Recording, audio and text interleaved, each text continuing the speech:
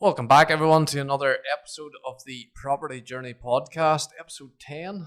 It's been a while, Roy. We've been rather busy We've been beavering away behind behind the scenes, trying to get stuff sorted, and finally we're back after a little bit of a break. Going to talk about, now we've previously talked about it in episode 5, was property investment. Mm-hmm. Going to just touch on it briefly again. Few common questions about it. Obviously, I know yourself are a wee bit busier with it. Mm-hmm. Over the last 6-8 weeks, just getting more and more inquiries in, and I've had quite a few clients sign up with me where I'm working with them then where to source out the right sort of property and to sit down and see what is their investment strategy and to put a plan into place for them for 2024. And that's probably the big thing at the minute is there it seems to be more and more common. Now property investment has obviously been there for quite some while. There's no denying that it's always been a thing. But I find that I don't know whether it's become more prominent on social media, that you're seeing more and more people doing property investment and maybe promoting more of it. Is it becoming probably a more common thing, or what would be your opinion on that? It is becoming more common. It's probably like a trend. It's like everything. Was it last year, end of the year before?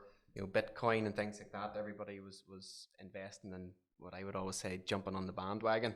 But always be very careful about these things because Bitcoin has now returned to all-time highs, but yet you never hear anybody talking about it because quite simply, a lot of people jumped on the bandwagon and then the whole thing fell apart. And it's doing really well now, but nobody's talking about it. So likewise with property has always been a fantastic type of investment.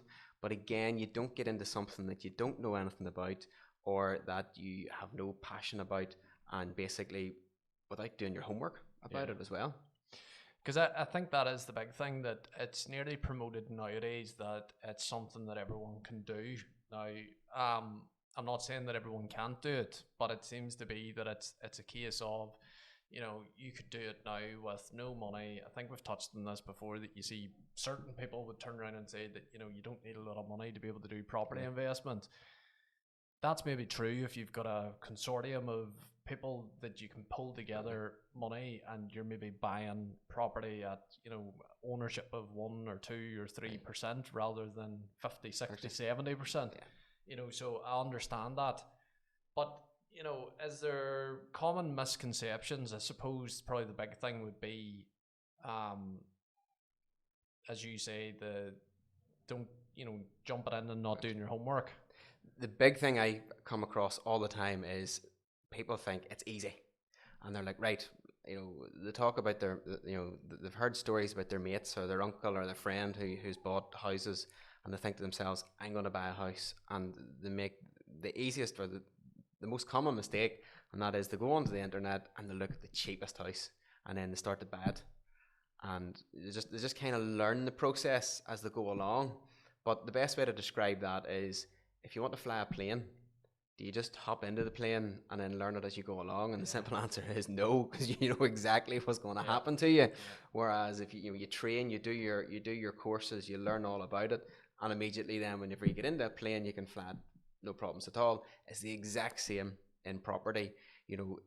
Sit down with somebody like I do with my clients. We sit down, whether you want to buy one house this year or whether you want to buy 20 houses. What's your view on risk?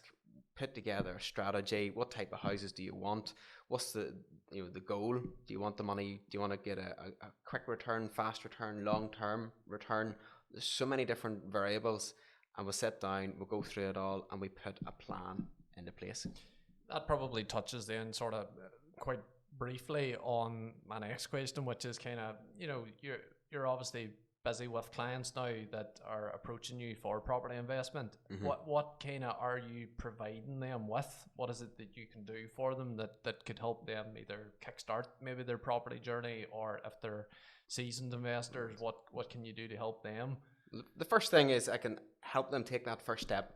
The biggest mistake that you can make is not actually making a decision. in the first place. So the decision just to simply make contact with me and say, you know what, I'm interested in property. Well then, no problem. We can sit down, have a chat, and we talk through, what sort of money, what savings have you got, what is it you want to achieve, and simply work from there. Property sourcing then. Obviously, as you said there, certain people might try and kickstart their journey.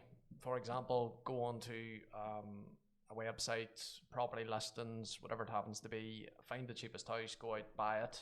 Maybe not research the area, that side of things. I suppose that's where, if you have knowledge of, for example, local areas, or you maybe have knowledge of particular developments, that helps when it comes to property sourcing. Yeah. So the process is, so to go back to your previous question, sorry, I didn't fully answer it for you, but there's different steps in it. So you have to find the right property. You then have to bid on the property. You have to secure the property, the legal side of things, find your tenant, and then look after it. And out of each of those different steps, there's multiple different variables to slot in as well, depending on what your needs are. So first of all, to find the right sort of property, then that can be property sourcing. So in the initial stages, it's always good, to have somebody on board to say, right, well, here's an area to look in, or go for this type of house, or simply pay somebody to actually do that work for you. Then if it's something where you build up, the experience and you're buying multiple houses, that could be a skill that you can sort out yourself. And then oddly enough, if you're fortunate enough and you smash through that barrier where you're very busy at it, then I find a lot of people then come back to me who then say, right, Roy, just go and find me these houses, because they haven't the time to go and spend hours upon hours going through the internet. They haven't time to spend hours going and viewing them and bidding on them. It's just simply a matter of, I have a couple of clients in England that I'm working with at the minute. They've given me a budget, so many houses, and that's it. I'm sourcing the houses for them, viewing the houses for them, bidding for them, and completing the legal process as well.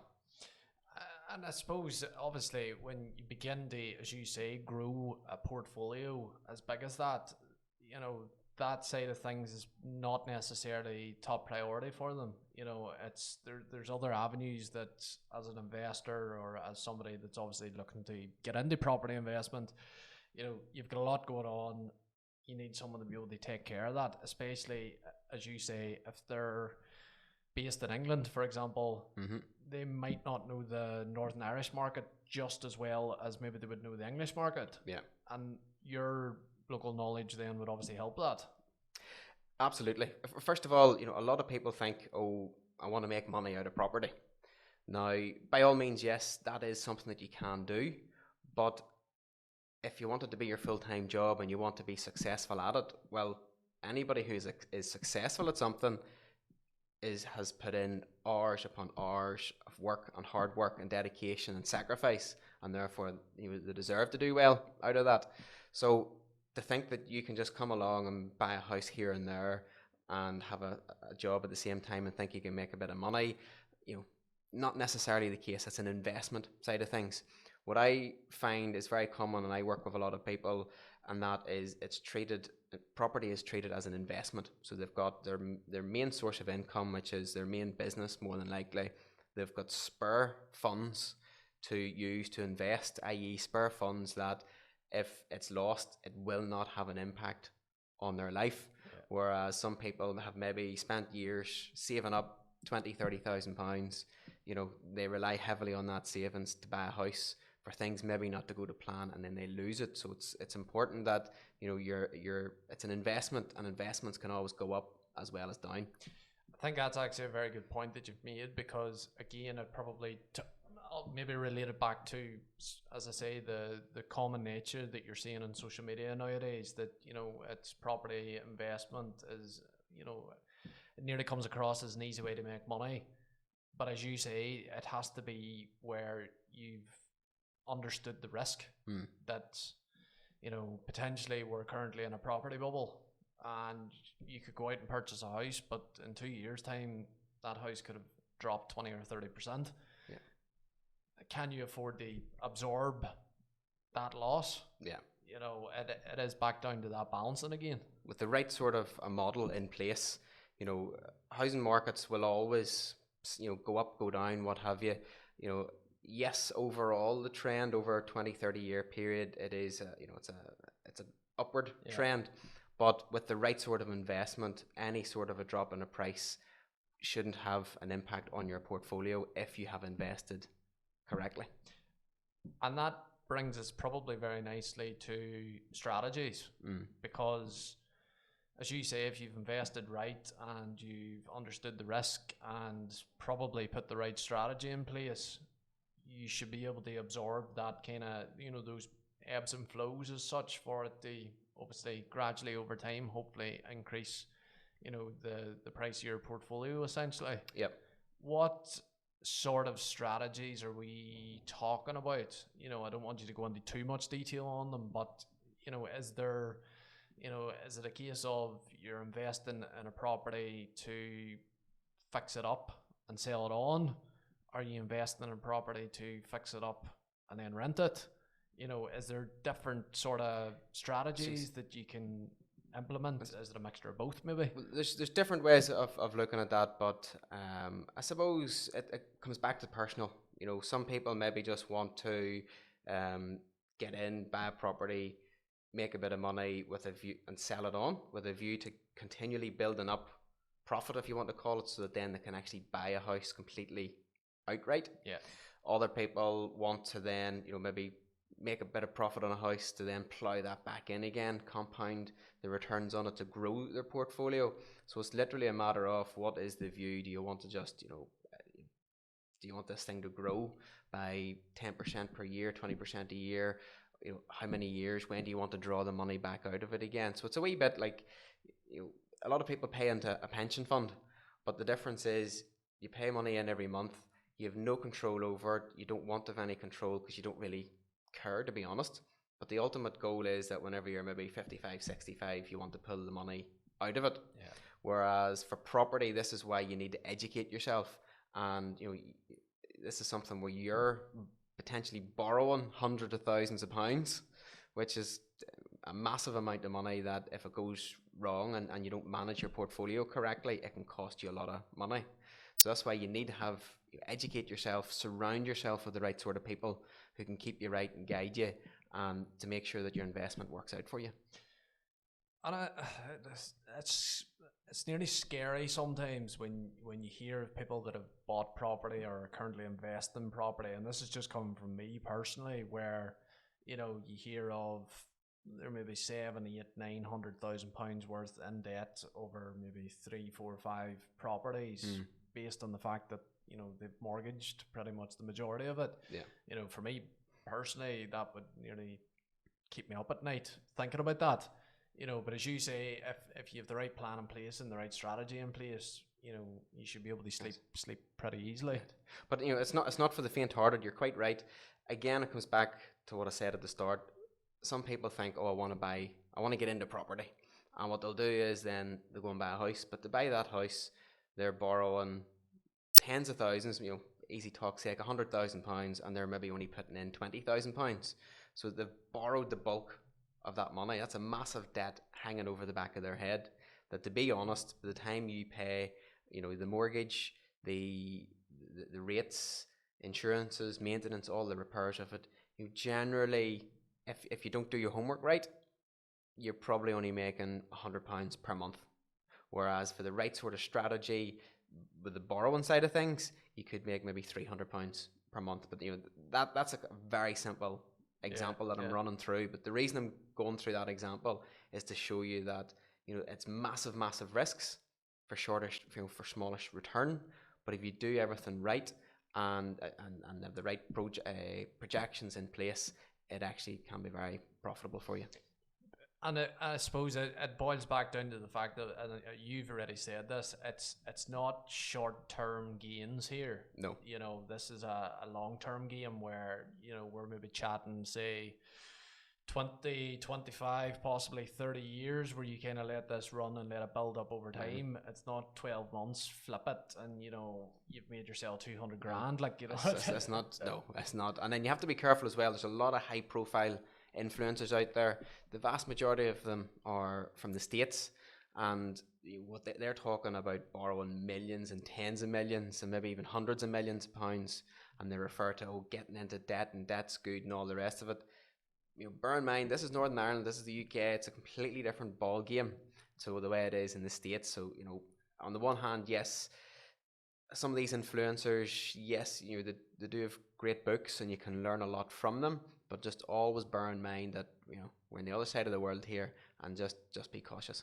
As I like to say, from a man that myself, that's involved heavily in marketing, I can read through a lot of it as a marketing strategy rather than an actual business plan. Yeah. When you actually look at it, quite a lot of it is, I don't want to say doctored, and I don't want to bury myself into a hole here, but what they're saying is maybe correct, yes, but to a very small people. Yeah. When marketed, it can come across as it's open to everyone, and it's not. That's just, the bottom line, as you say. So you've got to remember, I suppose, where you are in terms of the world, yeah, in terms of where you're operating out of, in terms of, your situation, rather than comparing yourself to someone that's, 8,000 miles away in a completely different country. There was something I did want to touch on, and that, again, it's slightly back to the strategy side of things. Is there a set, I don't know, we've kind of touched on it briefly, but is there a set strategy where, in terms of, as an investor, I want to be able to do X, Y, and Z, what can we do, to put this in place? And what I mean by that is it buy the let, or, what are those types of like actual individual strategies that you could do? Well, I'll give you a very basic one at the minute, where I'm working with a few people and they're in a position where they want to buy the houses outright. So they've come to me and they've said, right, they want to invest in property and they're looking to get a minimum of 10% return. So you have to do your due diligence in that. Just buying any random house to rent out won't necessarily get you anywhere near that return. If you do, if you don't, a typical person doing it might only get about 5-6% return. But to get that higher push, there does have to be more effort put into it. So that means then picking areas where that the house price will give you a particular amount of rent, whereby if you go up to the next band of a house price, the rent mightn't be much different. So it's just really knowing the market. You could maximize that by maybe buying a house that needs a wee bit of work done to it. So you're getting in there early, you're doing the work to it, you're increasing the value, so it's cost you less. You then get it rented out, and then the rent comes in, pay out your few bills, and you're making a 10%, most of the time 10% minimum return on the investment. And that was actually one of the questions that I want to ask, was, rather than focusing on, say, for example, monetary value, where I want to bring in, £200 or £300 or £400 a month or whatever, would it be better looking at that percentage term, because at least then it's relevant to your investment? Yeah. So as you say there, it's 10%. 10% of your investment could be £20, or 10% could be £200, but it's still 10%. Yeah. So at least it's relevant to your investment. Is that an easier way to look at it than, as I say, putting a monetary term on it? Generally, yes, because you normally find with a lot of investors is simply they might be sitting with money in the bank. That money's in the bank, and with inflation running at the rate that it is, it's actually losing them money every single month that it's sitting there. So their view is, well, let's just invest that in property. They want no hassle whatsoever to deal with it.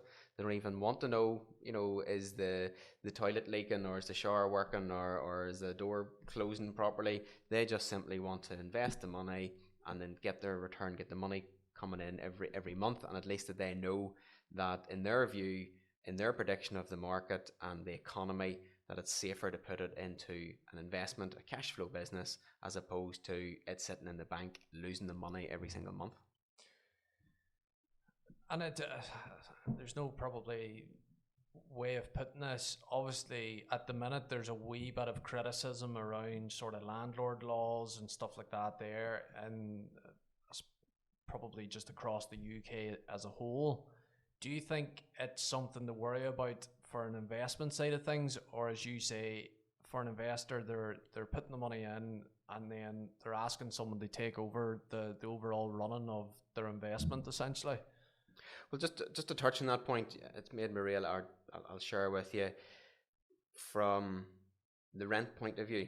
Tenants haven't really seen much of a rise in their rent over the last few years, and particularly coming through COVID, rents had stayed fairly similar because some landlords were afraid that maybe the tenants were going to lose their jobs and then everything going the wrong way. But literally over the last probably 18 months, we have seen a big rise in the rents are rising, but that's probably in line with the rest of Ireland and the rest of the UK, so that in a turn has helped. And then we've seen house prices rise over the last few years, and we're now, as I say, starting to see investors getting back into the market again because the returns are there. Even with them borrowing money, it was getting a bit tight because interest rates were so high, but interest rates, as in what the banks are lending out, they've dropped them slightly over the last couple of months. So again, if you look for the right sort of property, you are getting a good return for your investment. But for risks wise, you said a lot of landlords don't want any hassle, so you have to factor in everything, maintenance to being prepared that a tenant, if they stay 5 years, 6 years, you have to factor in, well, more than likely on average when that tenant moves out, you're going to have to spend £200 or £300 professional cleaners, repaint the whole house at whatever, £1,200, recarpet the house, refloor it, tidy it all up, so yeah, those are costs that you have to factor in as well. And again, being fully educated and being prepared for all of those, as well as the tax side of things as well, then you've nothing to worry about. And I suppose it's just back down to the risk factor, in terms of the, as an investor that's buying a property, some people do look at it and go, you're only in it to make money, but at the same time, you're putting the risk because you're getting the mortgage and you're obviously needing to pay that mortgage every month. Yeah. So that's the risk that comes with obviously being a property investor, and it is just weighing that up over the course of the time, whether, as you say, it's not for the faint-hearted. It is about, whether you want to either manage it yourself or you talk to someone like yourself as a property expert who's able to come in and help you throughout all the different stages and essentially manage that portfolio for you. Yeah. It's no different to, it's an investment. So it's no different to if somebody wants to invest in stocks and shares. So again, by all means, there's the risks involved with stocks and shares, and you could make loads of money or you could lose loads of money. But what you do is then you instruct a broker, and you simply take their advice, you hand them the money, and they do everything. So it's not, by running through this, it's by no means to discourage anybody. It's really just to wipe out anybody who thinks it's easy, and to reinforce the point of, if you have the right knowledge, the right information, and the right team around you, it'll be all right. It'll work out. I'm not going to say it's going to work out really well for you because nobody knows in the market, but let's just say your risks are considerably mitigated. As you say, the main thing there is understanding it's not easy, and that I think that's one of the key things across, as I say, you can see now that a lot of people are talking about property investment. A lot of people are doing these property meets. A lot of these people are, and I'm not saying even just in the NI, I'm talking about over in the UK, in the US, you can see it. It's becoming a big thing where, it's property investment. That's where you need to put your money, all that side of things, but it's not easy. And you've got to realize, as you say, the risk is there. The potential for you to lose money is also there. If you buy a bad property that you haven't done your due diligence on, that you haven't done your research on, you bought the property, the next minute the roof's just about to collapse, or certain things have gone wrong with it where before you know it, you're having to put an extra 10, 15, 20, 25 grand in to be able to fix up this property that, you know, is now worth 110,000, but you've actually put 140,000 in. You're now 25, Yeah. you know, 20, 25 grand behind Yep. on trying to catch up, you know, with that investment side of things. So it's all about that preparation of whether you're ready for it or whether you understand the risk. And as we say, the potential is there that over time you can make money at it. Yeah. And it potentially, as you say, a 10% return or a 20% return. At the same time, make sure that you've got the right team around you to be able to have at least a chance of getting that. Yeah. In a nutshell. It's like anything that you do, as I say, about learning to fly. It's like if you're going out to run a marathon, you know, it's easier to, you know, get into a running club and work with a coach and work with and research it, and, you know, you'll fly. Whereas if you try and teach it yourself, you're going to learn the hard way. Yeah. And that's and you know, comparison, that's all it is. So, Roy Dougan, property expert. In a nutshell, what is it that you can provide? Why should people come to you, essentially, to be able to help with property investment? Well, I've personally been involved in property for almost 2 decades now. So I've come right through. I saw the last boom, which was in 2005 to 2007, right through the slump, which dropped right down probably 2013, 14 before it started to head back up again. I've seen it all the way through. I've been experiencing it the whole way through. I've been buying, investing, refurbishing properties throughout that time. So put that together with the legal knowledge and experience, and ultimately with the local market, you know, I find it as a hobby for me.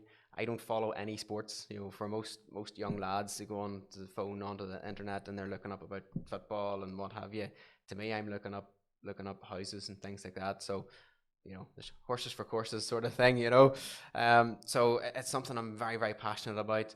I've got the experience whereby, you know, I've managed houses, you look after houses, I've dealt with the maintenance, and I've seen a lot of difficulties throughout the years as well, and experienced a lot of difficulties. So that's something where I want to personally pass that on. You know, to me, I've worked with mentors and do work with mentors throughout business and what have you. And to me, you can't put a value on learning somebody else's experience where they've maybe learnt the hard way or experienced the hard way. So I'm more than happy to pass on my experiences, as opposed to going online and buying some mentor or some course that all they're doing is hitting one sort of an area, and they're just, you know, trying to hit you with that, which may not necessarily suit the local market.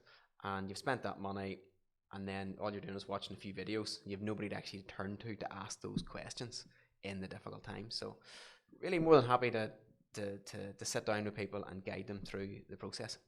I have 2 more questions that I'm just thinking off the top of my head.